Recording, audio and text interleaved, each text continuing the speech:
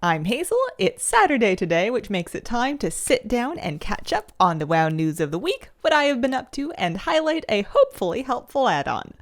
This week, we got big news about some pretty major changes coming to this upcoming WoW patch. A little last minute on the PTR, but they are overhauling our character banks.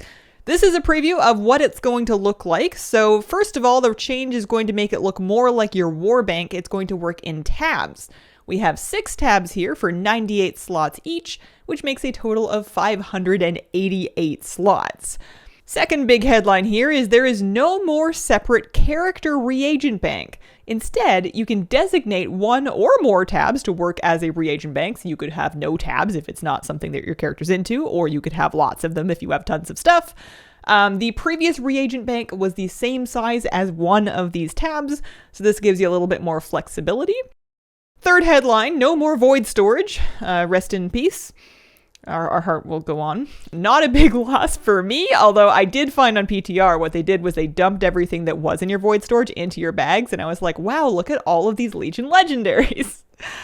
So those things will get moved, and the same thing goes for your reagent tab. Everything that was in there will be moved to your new bank. The tab unlock is kind of weird. So here's what they posted about it. At level 80, all of your tabs are unlocked automatically. So if your character is level capped, or if a future character becomes level capped, you have all of these tabs available. You don't need to spend any gold to unlock them. If you have a lower level character, but they already had a bunch of bags in and bag slots unlocked, they will get tabs unlocked respectively without having to pay for them. But if you are on a low level new character and you want all of those bag tabs right away and you don't want to wait until level 80, then you would need to pay gold to unlock them at what look like pretty reasonable prices, especially with nowadays' gold inflation. This is weird and confusing. I've heard of a lot of people kind of scrambling to unlock bags on alts so that they can get things cheaper, which I don't think is going to be necessary unless it's a low-level bank alt. I guess maybe they're just trying to limit the amount of free storage space that they're handing out to easily created low-level characters for server space or something. That's the only thing I can think of, but in any case, this is going to be a good change for the vast majority of people. You are going to have more room. Even if you previously had 36 slot bags in every slot of your bank, and you had a full reagent bank, and you had full void storage, you are still going to have more room with this new style of bank. For a lot of people, including me, that did not have their banks kitted out and all of that space used, you're going to have a lot more room because you're going to be right up to that maximum 588 slots right away. And having all of these modern kind of sort and organize options are really nice. You can have bags designated for current equipment. You could designate a bag for legacy equipment. You could designate a bag to split out kind of current and legacy reagents as well. And then you can have that cleanup button automatically split things.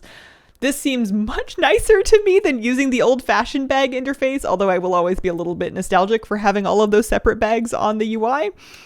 I think that this is a great change, with a large asterisk being as long as they don't break the game doing it. People are understandably and fairly nervous because it's not the first time Blizzard has patched stuff about the bank, and it wouldn't be unheard of for them to break stuff. It was not that long ago that we had a pretty rocky thing done to, the guild bank that had guild banks losing stuff, and some of it was recovered, and from what I heard, some of it never was. So people are a little bit antsy about a last minute PTR addition of something this huge, because if it all goes smoothly, that's great. But if it doesn't, that could be kind of a big deal. People are very sentimentally attached to a lot of things in their bank, and it would be awful if any of those things hypothetically went missing. So you kind of have a wide range of reactions. You have people like me that are just going to kind of leave everything as is and hope for the best. I'm either naive or very efficient, depending on how you look at it. You have people on the far opposite end of the spectrum who are going through all of their banks on all of their characters and pulling all of those things to character bags, so they're not in the bank when the transition hits, when patch 11.2 comes. I think that it's brave that they're sneaking something like this in at the last minute, and I'm just kind of crossing my fingers and hoping it goes smoothly, because if it does go great, it looks awesome. I'm pretty excited about this. My current bank is a little bit dim to navigate. I tend to get old extra trinkets and like teleport rings and everything like commingled in there. And having some auto sort options that are built into the game, I think might help me make sense of what on earth is going on in there. Other things coming, we got some new patch notes for 11.2. One little thing that stood out to me is that going forward, Valorstones will not reset at season start. So you will not have them dumped out so you can start fresh. If you had 2,000 Valorstones before 11.2, you're about to have 2,000 Valorstones after that you could then use on upgrading your new gear. I think that's a lovely change for them to make. I think that resetting them was a silly thing for them to do before. And if I was being like greedy, I would say if you're doing that and you're thinking about Valorstones, what if you took the cap on Valorstones and you either threw it in the garbage or expand it by a factor of like 10? Because I don't know about you guys, but 2,000 Valorstones feels very restrictive and I run into it all the time. I'm aware that having too many Valorstones is a nice problem to have, but oh boy, I hate burning them, and I've been burning a lot of them this expansion. Other things going on, they talked a little bit about what to expect and what not to expect to become available as cosmetics to obtain during Legion Remix. So Legion Remix is on the horizon. We don't have exact dates yet, but you can assume it's going to be like before midnight. And there's been a lot of speculation about whether or not things like Mage Tower appearances were going to become available. Blizzard has gotten ahead of that with this blue post, which states that, among other things, the Mage Tower artifact appearances will not be made available during Legion Remix. They'd kind of talk through the rationale of keeping them kept as sort of a prestigious historical thing for players that earned them at the time. That's all fine and good, depending on your feelings on that. But bizarrely, they list a couple of other things that you can get sort of as like a consolation prize. Like, there, don't cry. You can have a Violet Spellwing, which is a weird, I mean, don't get me wrong, it's great, but it's a weird thing for them to choose to include after just talking about keeping some things prestigious and historical, because when the Violet Spellwing was current, they made a little bit of a big stink about it being like a temporary, only available until the end of expansion thing. You had to kill heroic Argus the Unmaker before BFA came out in order to get this bird. And it's a little strange that did not land in the same category as the other ones. I think it's great, but it does seem a little arbitrary where they're drawing the line. Good news for anybody that's been dying to get a Violet Spellwing, though. That is a beautiful mount, and you will have another chance to obtain it in Legion Remix if you didn't have one already. Other things I wanted to hit on this week, there's so much going on right now, and we have like so much news and overlapping and concurrent events that I'm sure I'm not going to get everything, but I want to kind of highlight like the things that matter to me anyways. One of them being that the Chariot OC91 mount, this is the Overcharged Delve mount that you currently can get for filling out the Overcharged Delve research tree. This mount is not going away in patch 11.2, but it is going to get harder to earn. So if you were not aware, in patch 11.2, Overcharged Delves are done. They are not there anymore. There is no more Titan panel. There are no more Titan affixes. You're not fighting any more Awakened Assistants or whatever. They're done. They're a this patch thing and they will not be available next patch. However, you can still get the OC91 Chariot mount from the Undercoin vendor. And I believe the same thing is true of the redeployment module Hearthstone if you didn't have that yet either. So they're not going away, which is great. They're going to be on the vendor for undercoins, but it is a lot of undercoins. So if you do not have this mount yet and you would like one, do yourself a favor and just grind it out now. It does not take very long to get the Titan disc fragments you need to fully research the tree. You can spam it in one day. You do not need to wait for resets. Just find the fastest Overcharged Delve that you can do and run it on a level 1. Something that this whole business made me think about is that it feels to me like they are increasingly, and at kind of a rapid speed, making very disposable content. It's not unheard of for them to do limited time events, and it's kind of expected that WoW is going to have like different seasonal things over time.